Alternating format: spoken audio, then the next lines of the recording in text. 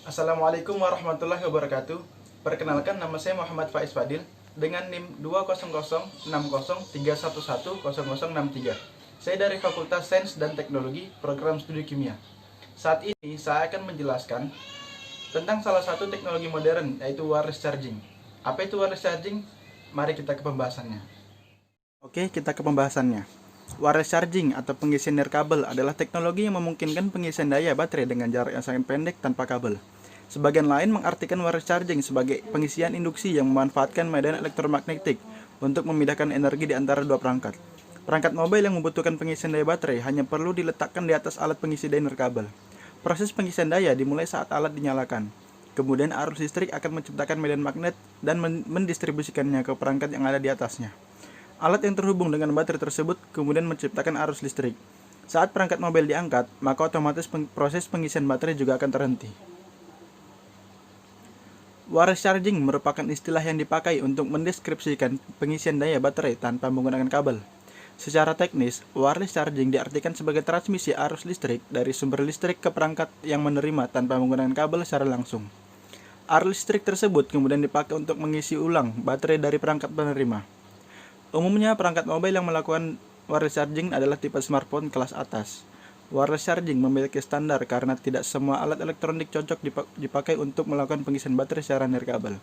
Saat ini terdapat 3 standar wireless charging yang dipakai, yaitu Key Standard, Power Matters Alliance atau PMA, dan Alliance for Wireless Power atau A4WP.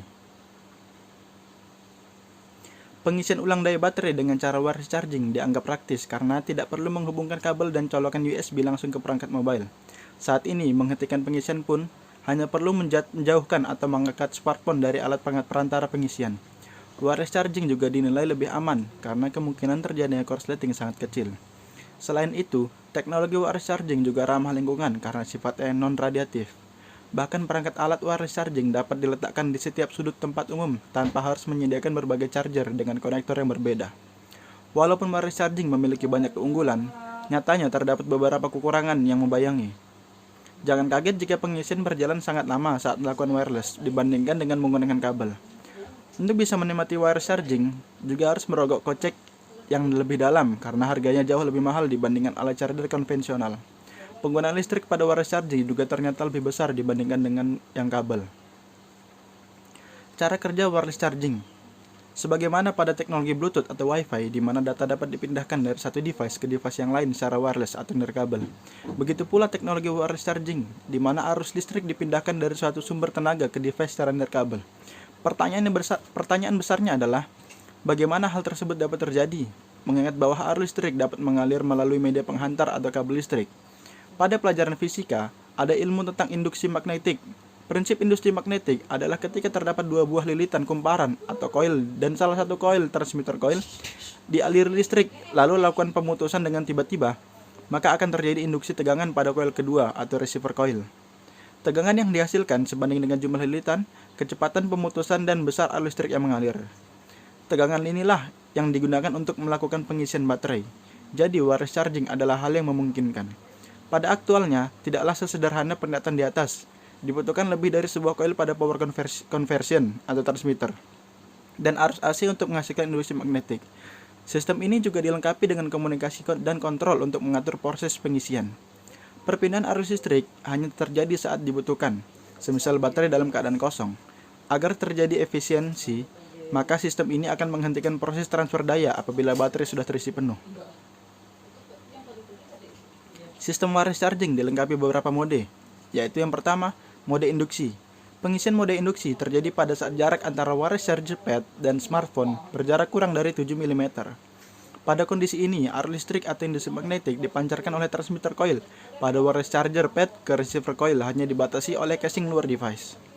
Agar induksi magnetik yang dihasilkan lebih besar dan pengisian menjadi efektif, maka coil harus diluruskan dengan cara digeser. Pada beberapa mode transmitter, key dilengkapi beberapa buah koil, sehingga tidak perlu lagi meluruskan koil untuk mendapatkan pengisian yang efektif. Yang kedua, mode resonan. Ketika pengisian mode induksi tidak dimungkinkan, kita dapat menggunakan mode resonan charging. Mode ini dapat bekerja saat jarak antara dua wireless charger pad dan smartphone berjarak maksimal sampai 45 mm.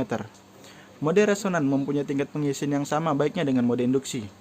Dengan toleransi jarak yang lebih besar, wireless charger pad dapat diletakkan di bawah meja kerja dan lainnya, sehingga terlihat lebih rapi. Yang ketiga, mode keduanya, yaitu kombinasi resonan dan induksi. Pada kondisi tertentu, pengisian dapat terjadi dengan kombinasi kedua mode, yaitu induktif dan resonansi. Karena pada kedua mode ini memiliki arus penggunaan yang unik dan manfaat, Produk menggabungkan keduanya untuk menawarkan layanan yang inovatif, fitur hemat energi, dan biaya yang seefektif mungkin. Yang keempat, mode standby. Sistem wireless charging juga dilengkapi dengan mode standby untuk menghemat sumber daya. Sistem akan masuk ke mode standby apabila baterai device semisal smartphone dalam kondisi penuh, atau wireless charger pad tidak mendeteksi adanya device pada jarak maksimal 45 mm.